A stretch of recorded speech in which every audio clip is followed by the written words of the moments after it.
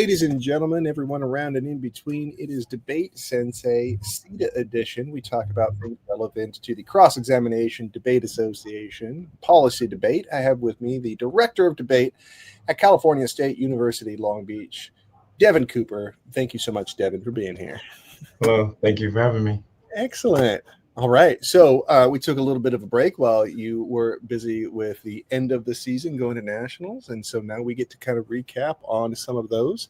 And just right up front, like we're both well, I'm a Long Beach alum, but we're both associated with Long Beach in one way or another in our history. So good year for Long Beach. Good year for Long Beach.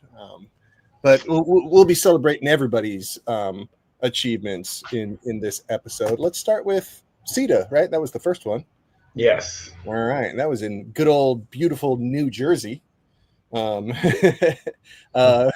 so that was, when was that? That was like last month, like March? Yeah, it was in March, like around the 21st through the 19th through the 22nd, 23rd. Okay. All right. I'm looking at the entries, and there's like, I saw there's like 86 entries, it looks like. And I was kind of surprised. Weren't there some other tournaments with even larger entries than the Nationals? Yeah, but I mean, CEDA is a tournament that is all open. So that means like even people who are like of different skill levels have to enter in open. And also, CEDA is seen as more of the people's tournament where, you know, folks that are like a little bit more of the K brand go, critical brand.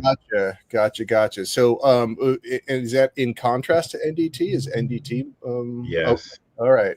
So, I wasn't able to do a really good sort of comparison on the entries. But does that mean that there's some teams that go to one and not the other? Yes, and vice versa. All right. Okay. Well, let's get into it. So for this entry, we got like 86 people going in. 8 rounds, right, for a national tournament, which is pretty common for most tournaments. But I'm noticing that it broke to 43 people? Triples, yeah. Yep. So is that just they just broke half? Is that what it was? Well, it's just that like CEDA has always tried to include as many people in the breaking process. So we don't really go to quads anymore, but from what I hear, historically, CEDA used to break to quads. Wow. So now it breaks to triples, and you know, the people with like 7 and above records or high 6 will buy into doubles. Right. Okay. And so and like let's start with the congratulations for Long Beach right off the bat, that like at the end of prelims y'all were sitting at the number 2 seed. Very nice, absolutely phenomenal, right behind Binghamton, who's been kind of a powerhouse all year long. They went undefeated in that one, right? Yeah, that's the same team that we've been seeing all year long. Okay. They were the defending champions. Yep. Oh, right. Okay. So any wait, are there any surprise teams, any notables that like, okay, maybe this is their first year, anyone talking about like people who might have broke, or maybe people who just missed and it was kind of a surprise that they missed prelims before we get into elims? No, I mean, because I feel like CEDA, it pretty much, I don't think anybody got like completely, right, you know, overlooked. Wasn't as because CEDA is a little bit of an open tournament, and you kind of can like sift through the field pretty almost easily if you're like one of those top teams. So I mean, there are people that might have broken that may not have broken all year. Okay. But that'd be kind of hard to look up. I mean, it would be nice to have those things kind of readily available, but it's not like something that's listed on the breaks or anything. I also noticed that there is a novice break. So how does that work? Yeah. So everybody has to enter as open, but you mark your team that is of novice or JV level. And so if they get enough rounds compared to other people who are in that same division, they will break into their own little novice breakout. Okay. Based on how many there are. So if there's like only like 4 or 5, then like you'll only break like 4 of them to have a semis and then the finals. Now you brought a couple of teams. Am I remembering right that one of them is a novice JV team, or am I remembering wrong? Well, so we took 2 teams, I believe, right? Right. Yeah. That's what So I we saw. took our 2 NDT qualifier teams, Oh, qualified okay. teams. Oh, I see. Yeah. Okay. All right. I'm taking a look at the novice, but novice only broke to quarters. It only broke 8 teams. Mm-hmm. It's like, all right. And just to give a little shout out to Liberty. Okay, Liberty University winning the novice CEDA division. Congratulations on that group right there. Is Liberty, are they known for their novice squad? Do they typically okay. Yeah, the team is huge. Yeah. Okay. Yeah. I mean, do they focus on getting new teams all the time? Is that kind of what? Yeah, and they focus on building their novices up to varsity. So they have like a lot of success with doing that. Okay. All And right. getting people to be like really successful at the open division. Okay. So we break to trips. All right. Trip octafinals. Mm-hmm. There's 43 teams. That means there's a lot of buys, right? Because I mean, there's technically, yes. So there's like, I mean, I guess you'd say there's almost 20 teams that are buying through that one. Could be. Yeah. Because I mean, that would make it 64 teams if it was full, but there was 43. A little over 20. So it should be like 21 teams getting a buy, but a bunch of others, and a few of them are getting walkovers, right? I'm looking at like NYU unfortunately had the bracket not work out in their favor and automatically gets that walkover in that first one. That's a shame. I'm noticing that there's a decent amount of West Coast representation in the breaks. Is that am I right about that? Yeah. A lot of us went to CEDA. Okay. Now, why is that? I mean, it's all the way out in New Jersey. Because a lot of our teams are pretty critical teams, you know, and so CEDA is the pinnacle of all that. Okay.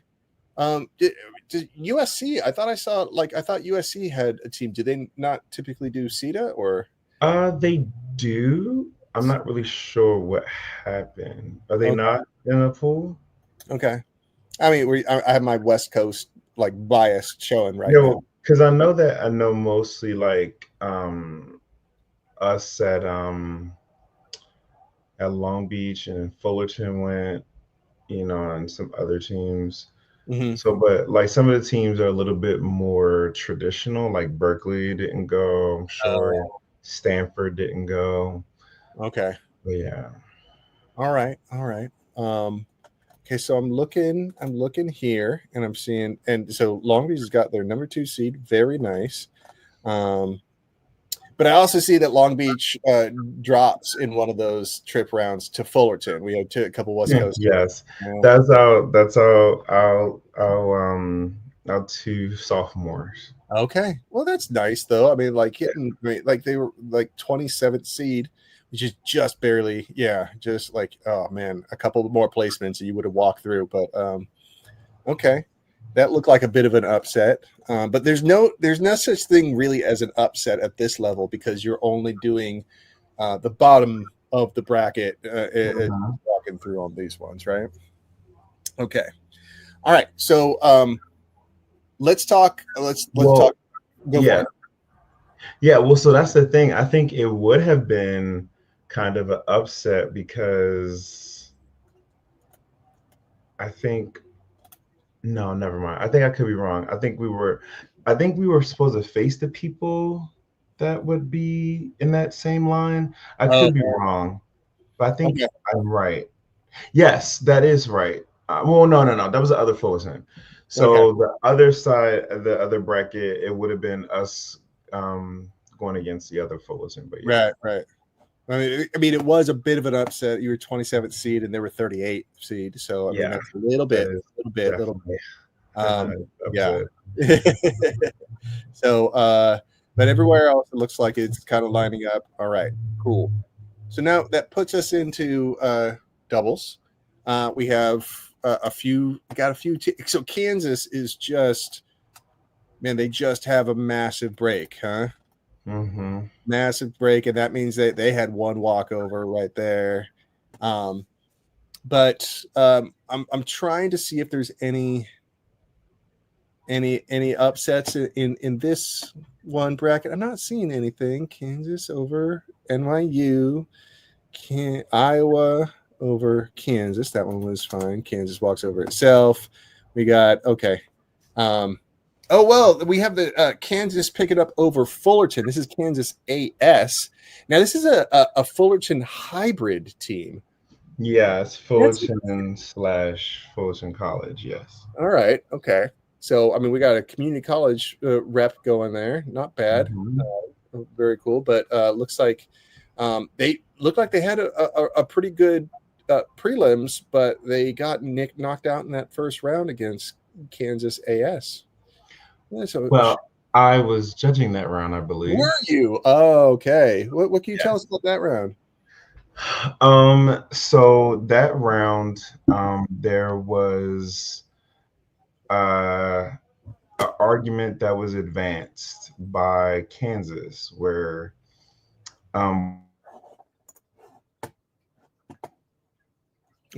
Got a little bit of a one of the students had said one of their off for them because he's a senior. Mm-hmm. And so Fullerton kind of went all in on that. And they were just like, that's a microaggression. Oh. That's really messed up. All of that stuff. Oh, man, you dumped out right when you were saying it. So say that again. I'm sorry. Oh, I'm sorry. I was saying that like Fullerton had made the argument that was a microaggression for the other team to say that he's a senior and that he should be voted for because of that. Oh. Yeah. And so that became a big chunk of the debate. And yeah.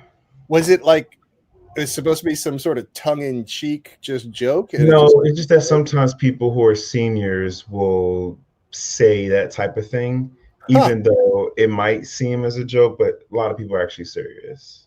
Oh, that's an interesting. Okay, I didn't know that was a thing. All right. Mm-hmm. And did that become? So it became a big thing in the round. Did that become a voting issue? Oh yes. Yeah. Okay. It definitely did. Oh wow. It became a major thing. But for me, the way that I think Fullerton argued it, I think it was effective, and I voted for it. Okay. The other two judges did not, because they wanted some extra framing. But I just think on general principle, if you're saying to another team that they should be sacrificed because you're a senior, I think that's enough of an offensive thing for me. Okay. Because if you are a senior and you're really about, what you're doing, you wouldn't have to say those things. So. Oh, gotcha. Yeah. Okay. Well, that's interesting. All right. I'm seeing the split looks fairly even on that one. What else am I seeing? Oh, Iowa has to walk over themselves in that round. Not seeing any major upsets though. All right, but Long Beach picks up over Rochester. Moving on. Binghamton has a few people get into octafinals. All right, so let's get into some octafinals here. Octafinals. I'm seeing Binghamton, Central Oklahoma. That one, it goes. Yeah, that's no upset there. We have Kansas versus Iowa. Which one against which one? Okay, so that one's close. But Iowa picks up on that one. Oh, Kansas walks through twice. Am I seeing this right? Oh my God. So Kansas HASC has 2 rounds where they're walking over their own team. No, yeah. Wow. You know what? Like I've heard of people like in like double eliminations where they have 2 buys, but I've never seen a team walk twice over it. They get 2 rounds off. Holy crap. Okay. Well, yeah. But what I'm seeing here though is that the lower seed walks over. Do you know what that is about? Because he was a senior. Oh, that's what they did on that one. Okay. Yep. I see. Oh, and so okay. And so that argument played in that one round and then it kind of played in the following round as well. Well, they don't debate each other. Yeah, they don't debate each other, but it's almost yeah. I mean, it's a critical decision. It's like, well, if you have more time left and this person is a senior, then you let them walk over. You know? Yeah. Okay. All right. We got Iowa is representing hard. Does Iowa always run this deep in out rounds? I mean, I know they're a good team. They run deep-ish. Yeah. Yeah. I mean, you got 2 teams in quarters. That is amazing. Is that the only? I think that's the only team that's got 2 debate teams in quarters. Congratulations, Iowa! I'll give it. Like, you got to give it to them. Like getting a couple of teams down to quarters. That's great. Absolutely. Looks like. Oh my goodness! I'm looking at Baylor versus Liberty, and Liberty picking up on that one. Was that any sort of? I think that was an upset. Yeah, that definitely was. Liberty was 14th seed. Baylor's number 3 seed in that one. So, I wonder what that's all about. Okay, let's take a look here. I'm going to take a look here at Baylor Liberty. Oh, it's a close decision, 3-2 for the neg on that one. All right. Which one were you doing? Were you judging in this one? No, not that one. Okay. Not that round, but in quarters in general at all. I don't think I was. I don't see you. Okay. It looks like that was a neg round in general, just a little neg round. All right. Okay. Wow. Okay. Well, congratulations, Liberty, on that one. George Mason, Kentucky. It's pretty close, but Kentucky picks up on that one. But Kentucky misses out against Texas, Dallas. What's this one? 7-23. Oh, yeah, they were 23rd seed. Okay, makes sense. But Long Beach picks up against Binghamton. So this is their B squad that you guys pick up against? Okay. All right. Do you know anything about that? I mean, any discussion about, like, since you're the coach or anything, inside information on that round? It was just like a performance-based round, and they were making arguments about like Black women and like music and aesthetics and stuff like that. And we were affirmative. So yeah. Okay. All right. So this brings us into quarters. We got quarters with Binghamton, Iowa. We got a couple of Iowa rounds back to back here. So Binghamton, the number 1 seed against Iowa. You know what? I'm even gonna let people take a look at what I'm seeing here. That was against Iowa BW, I believe, right? Yeah, Iowa BW. Oh, which one is it? Come on, I need to know. Here we go. Boom. Come on now. There we go. Are you able to see that? It's a little tough. Yes, but you kind of like show who wins. Yeah. Oh, I do. I know. I shouldn't do that, huh? Okay. You know what? I'm actually gonna remove that. So here we go. Oh well, if they can see who it is. But so we got Binghamton's picking up in quarters as is expected as the number 1 seed. But what was Iowa's original? Yeah, number 8, and so that their run comes to an end, and then we have Kansas AS, our seniors, coming to an end. I guess at some point being a senior doesn't carry you there. So they were 21 seed against the 4. Yeah, that one's kind of tough. And so Iowa AP, how's their season been going? I can't remember okay. Yeah, they've been doing all right. Okay. All right. I mean, Binghamton's the one who's been like, yeah, he's been dominating. Okay. And then we got Liberty and Kentucky. Kentucky picking up over Liberty. What was Liberty? It was 14 and Kentucky was 6. Got it. Okay. Yeah. So, and then y'all pick up against Texas at Dallas, yeah, UTD. Now, UTD they're no joke. I mean, they are they're number 7th seed. Okay, and how does that round go down? If you have any inside info. So they broke a new F against us. Oh. And it was a settler colonialism F or whatever. And I think we read anti-blackness or something. I mean, like settler colonialism, seems like something that y'all would be ready for. Yeah, very ready for it. Yeah. So new apps aren't always the best strategy. I mean, like they're not, because especially if you haven't practiced it and you don't know how to adjust to the new arguments that people will make against it. Yeah, I mean, I got like what I don't know. My philosophy kind of is like good arguments are good arguments, even if people have heard them before, even if you made them before. You know what I mean? Like it's like, well, why like. There's only so far that like being unpredictable will get you. You know what I mean? And so there's a little trade-off sometimes. Very true. Yeah. All right.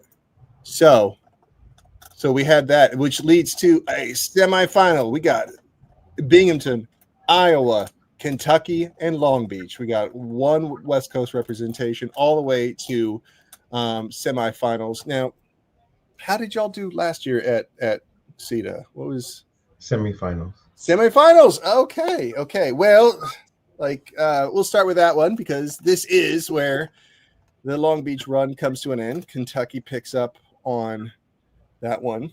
Do you know what this round was all about? Yes, they read a new F, and we read some, I think, racial cap abolition type of arguments against them. And I think that for the judges that voted against us, they felt that we didn't have enough of an external impact.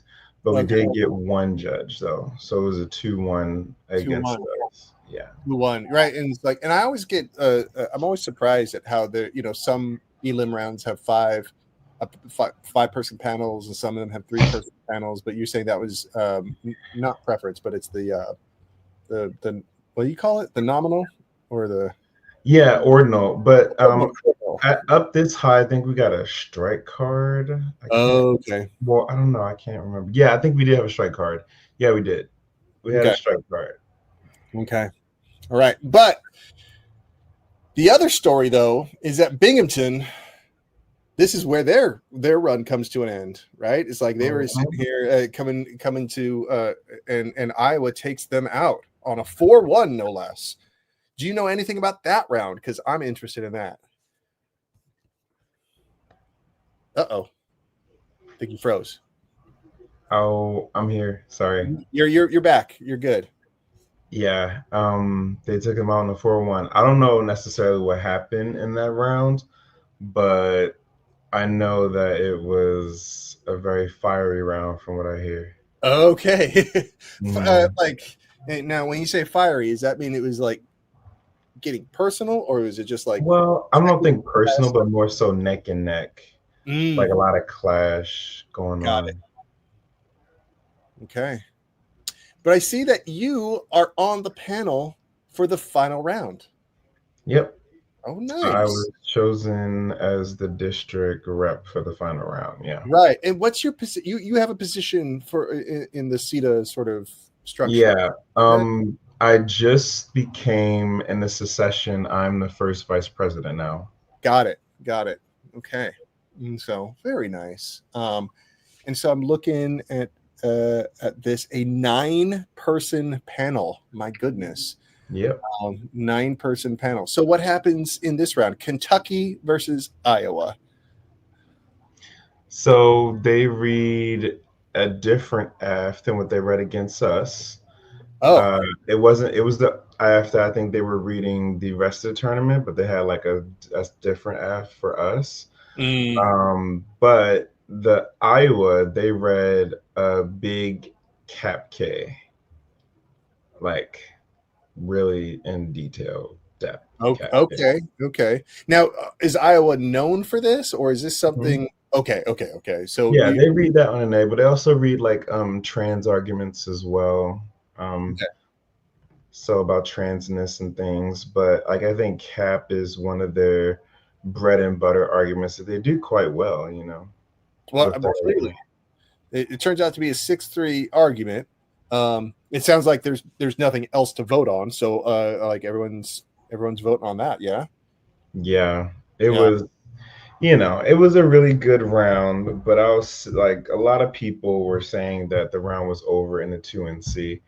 But I was like, Oh, you can't just like say that. But it was a lot of like, back and forth. There was a lot of application of each other's arguments. There was a lot of like, gotcha moments that each oh, team did.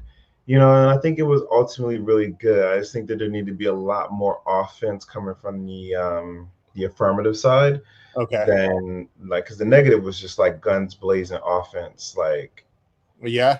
yeah, it was real Okay. intense. Okay. Yeah. Well, there you go, Iowa AP. Congratulations on your championship for that Yeah, win. I think it's well deserved by them. I think they've been a good team, and stuff unpredictably happens at CEDA all the time, where you think that the final round is going to look a certain way, and it ends up being different.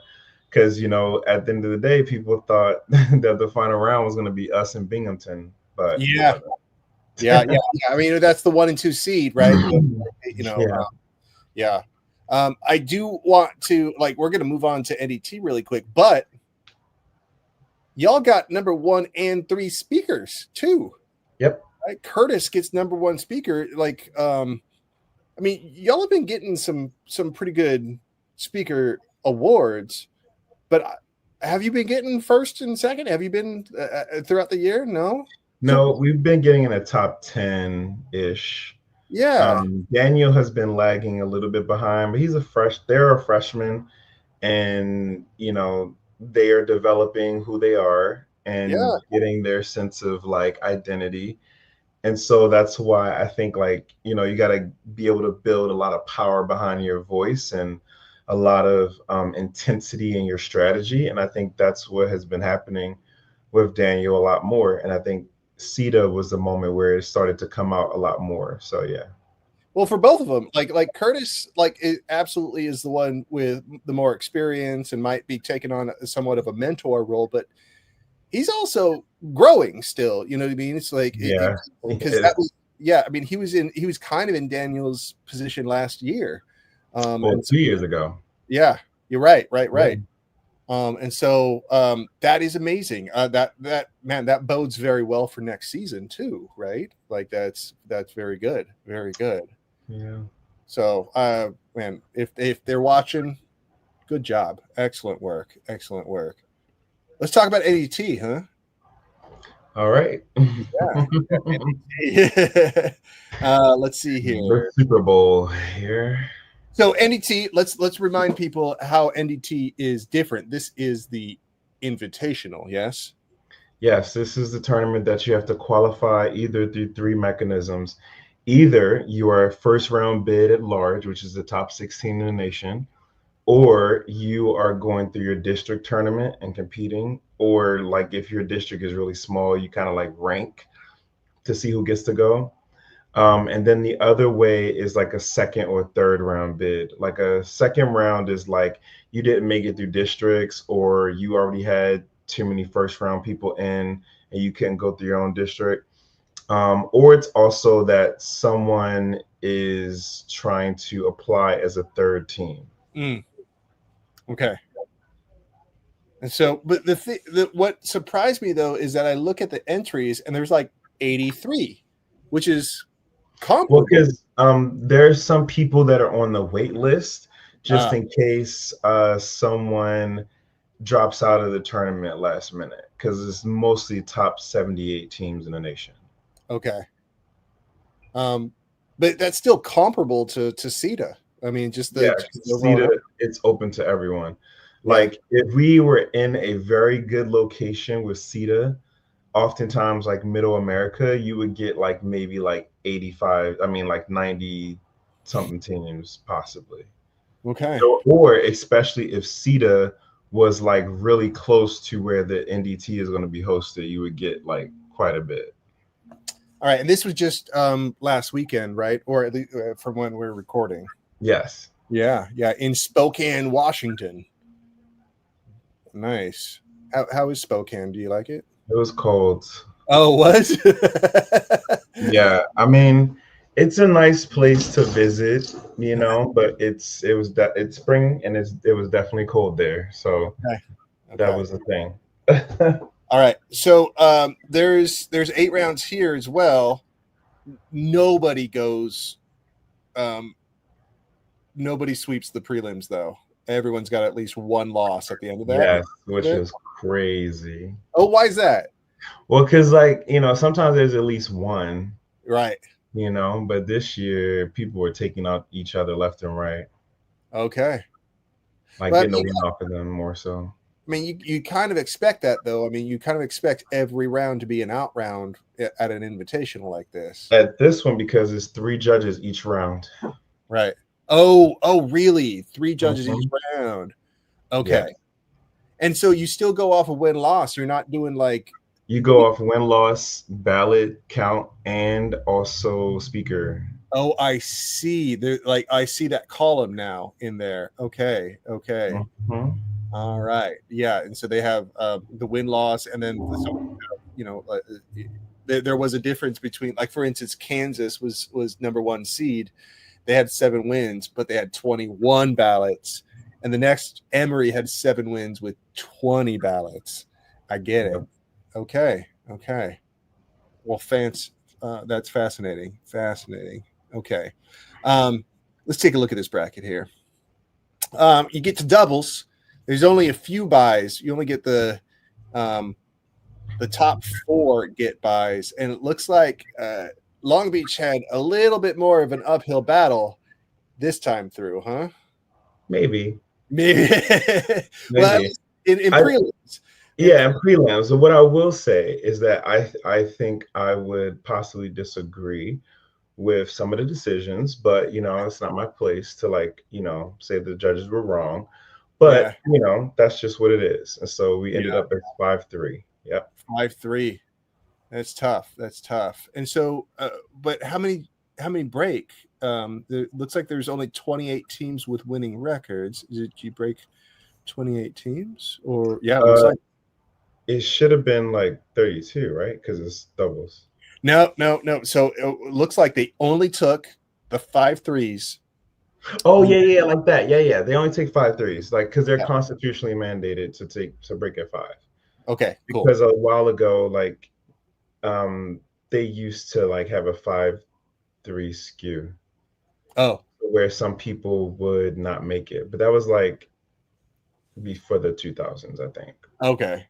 Yeah, I mean, that's, you go to a national tournament, you end your prelims with a winning record. I'm like, yeah, you should be able to. You should. You know what I mean? It's like, I get it at some of these other tournaments, you know what I mean? Like throughout the season, you're like, hey, we only got so many days, we only got so many people, so many hours in the day. I get it, but at the nationals, it's like you should plan for that. Okay, cool. So only 4 teams get a bye. 2 of them are from Kansas. So Kansas is still, number 1 and number 3 teams are Kansas. Wow. Mm-hmm. Wow. All right. Emory, always a heavy hitter, gets one of those buys as well.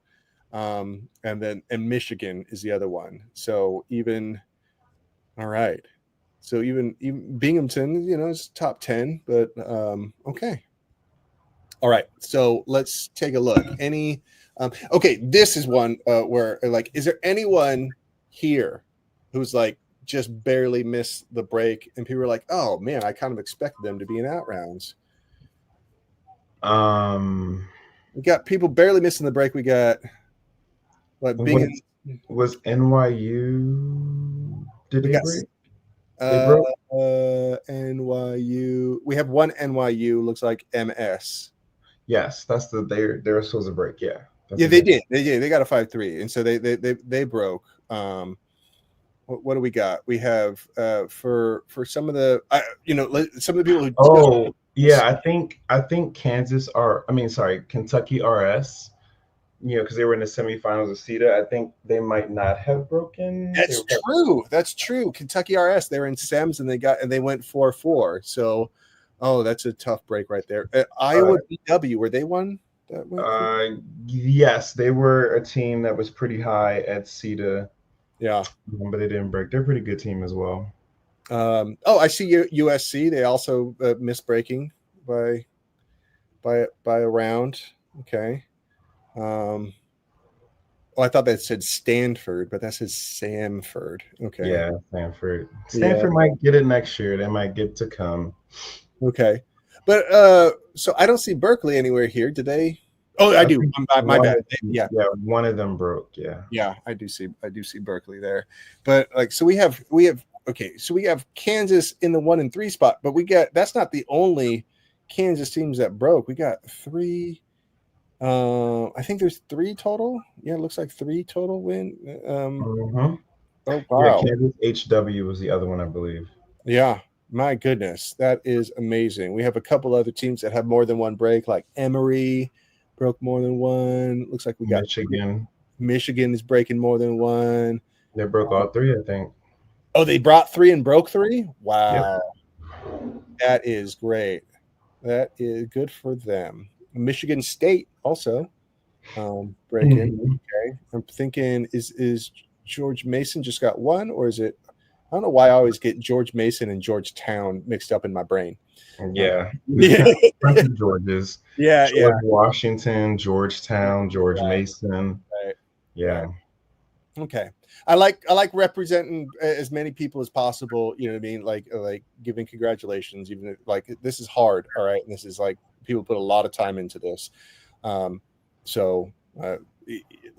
go 4-4 and you barely miss on that. You should be patting yourself on the back for breaking even at the national tournament. It's like 4 elim rounds you won. Yeah, absolutely. Really hard. Absolutely. So I want to congratulate Fullerton. Good job. USC. Good job. Yeah. George Mason, Kentucky, Iowa, everyone. I want to recognize, and some others I didn't mention, but still, you went 4-4 at NDT. Good for you. Good for you. All right. So let's see here. We're in doubles. We're in doubles. Okay. And we got so there anything here that we get any sort of unusual? Looks like we got Western Georgia picking up over NYU. There's a pretty big seeding difference on that one. Is that would you consider? I wouldn't consider necessarily anything to be an upset at this point. But what was the seeding for NYU? 12th. Western Georgia was 21. Oh yeah, that was definitely upset. 100%. Yeah. Okay. So, boom. Here we go. Wait. Let me get back to the brackets here. Western Georgia, NYU. Yeah, Western Georgia picking up on that one. Boom. Okay. Oh my goodness. Well, we'll get to that one in a second, but I'm just looking. I know. Get to that one in a second. I just saw it. But Long Beach picks up over Iowa AP. Iowa, that's the one who just won CEDA. Yep. Oh. All right. So this is double ox. Long Beach 19th seed, Iowa 14th seed, but Iowa won CEDA. Long Beach picks up on that one. Okay, you got to tell me what did that feel like like after the decision is announced? So I felt good that we won, right? Okay.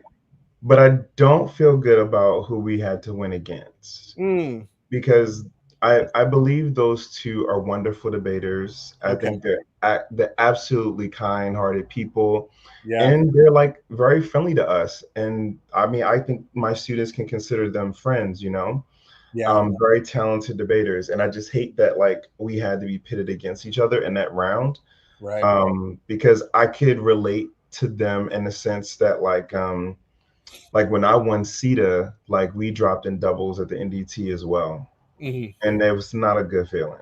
And I can understand that.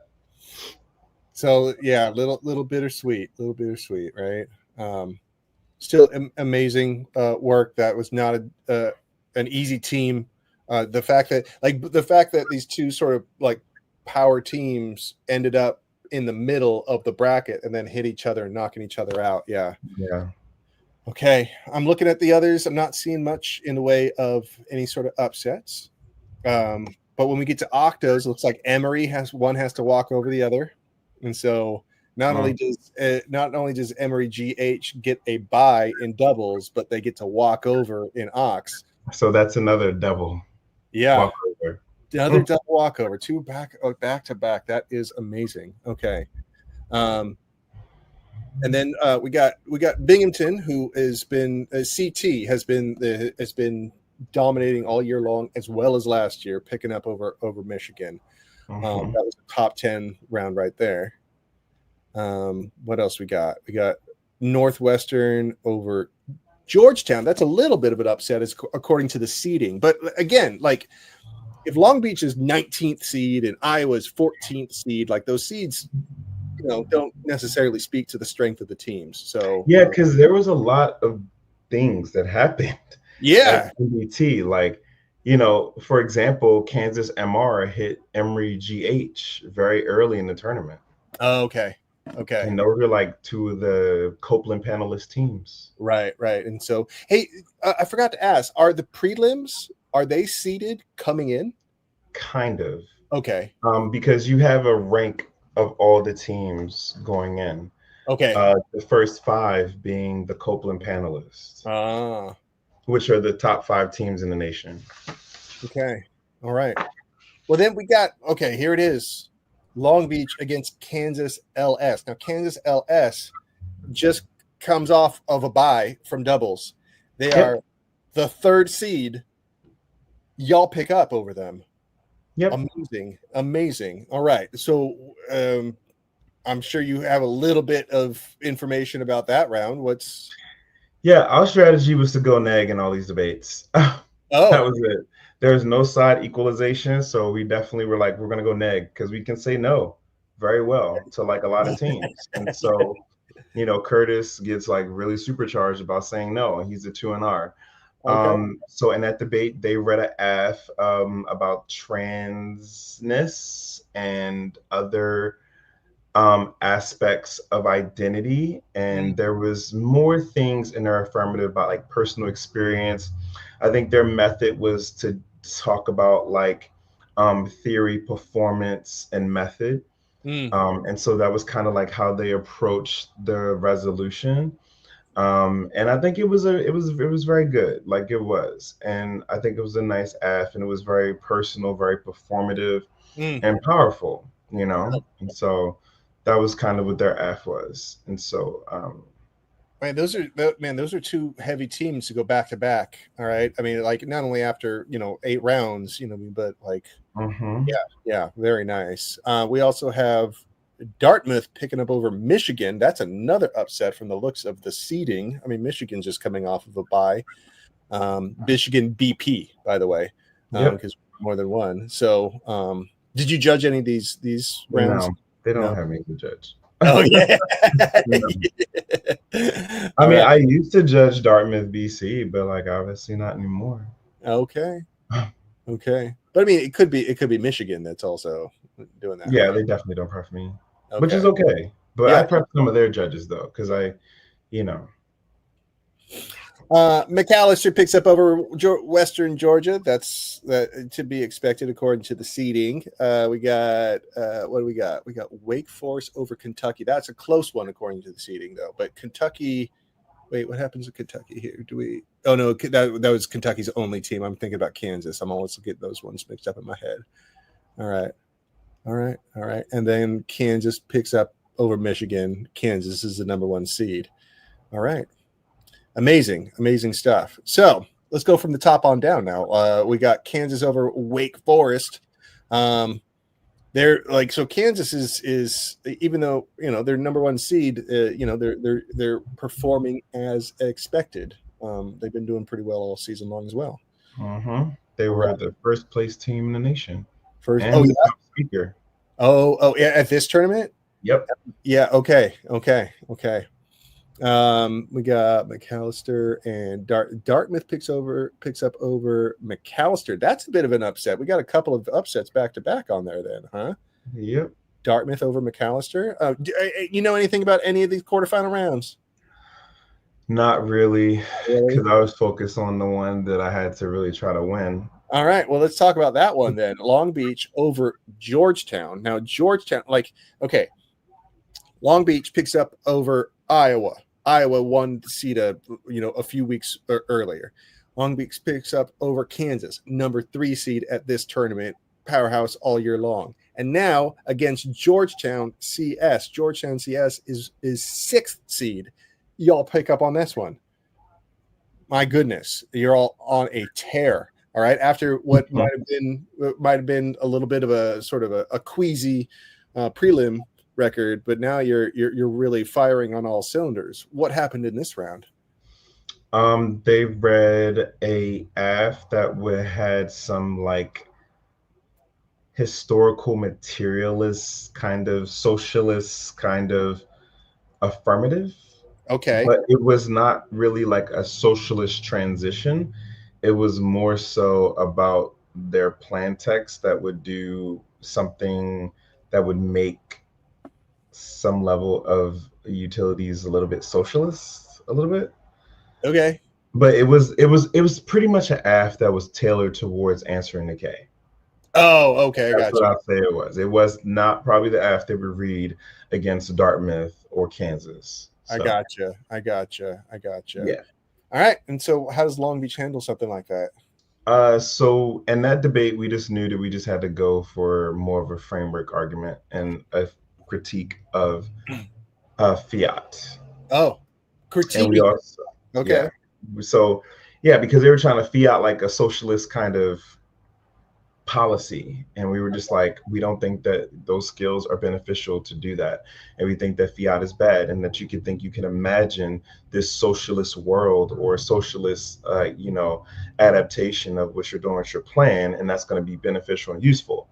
Because a lot of the 2AC that they were reading was just defending fiat and defending framework and defending skills and all that good stuff. And so we were just like, cool, we're going to impact turn all that stuff. Right. It seems like you kind of guided them into a spot that you were well prepared for.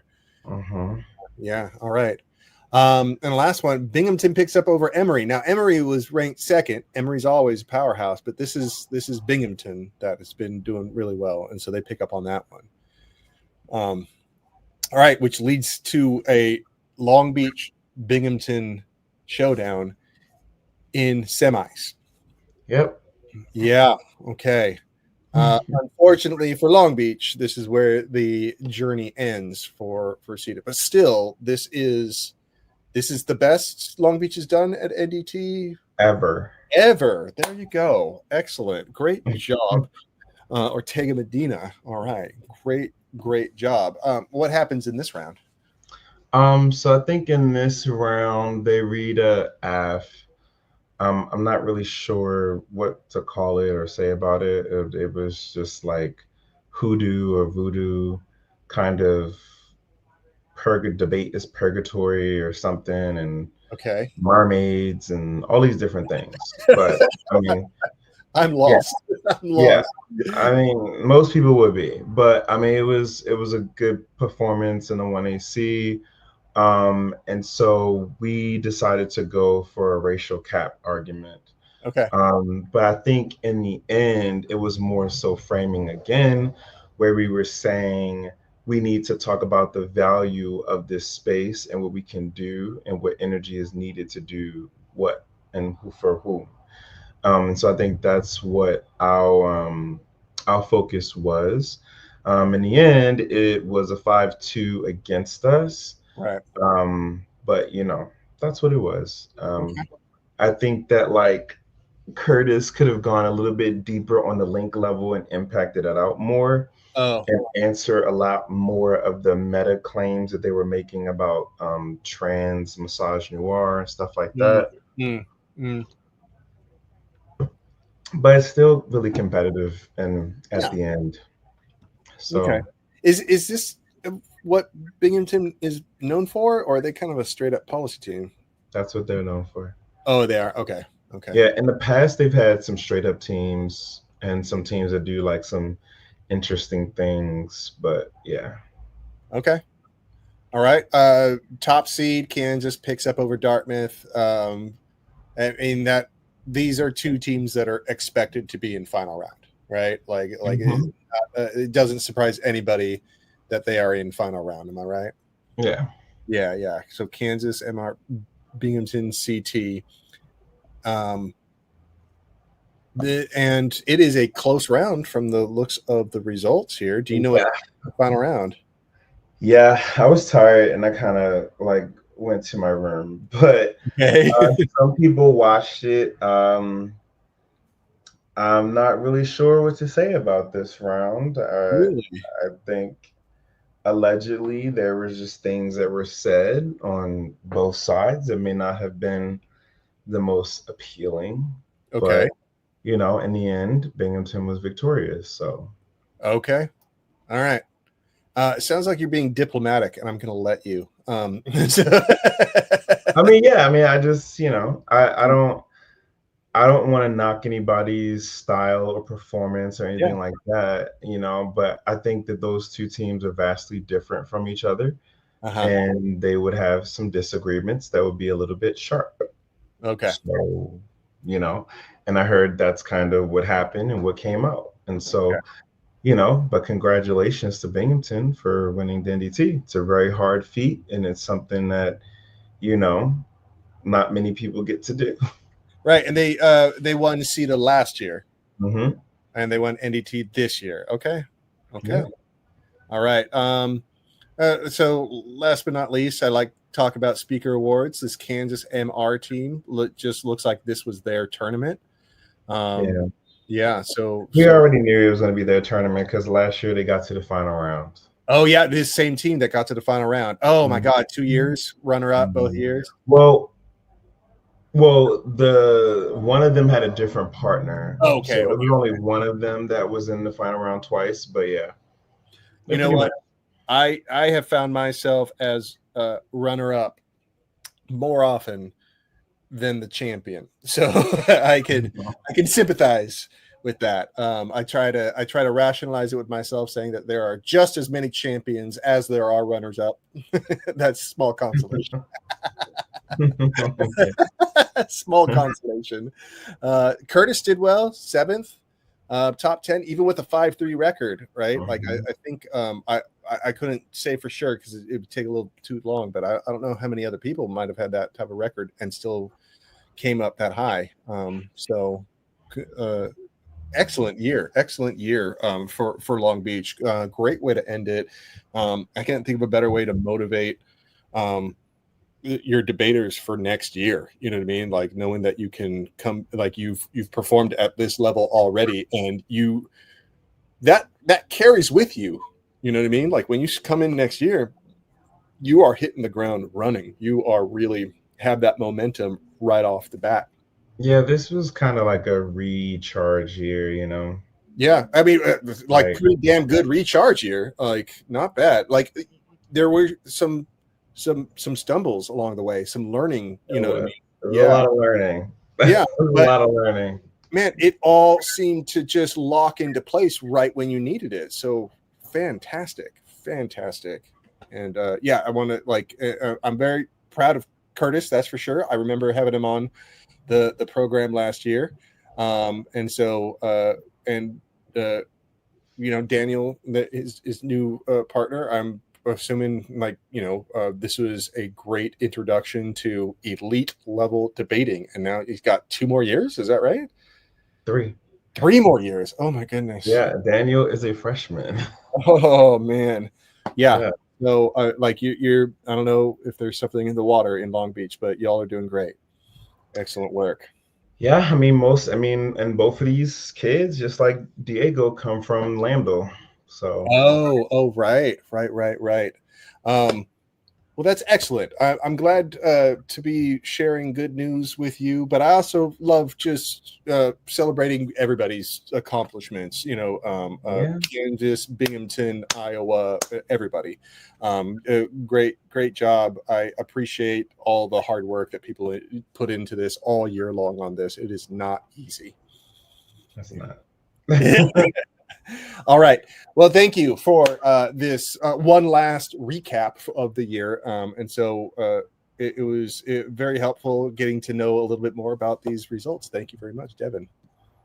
You're welcome. All right. See you. Thank you.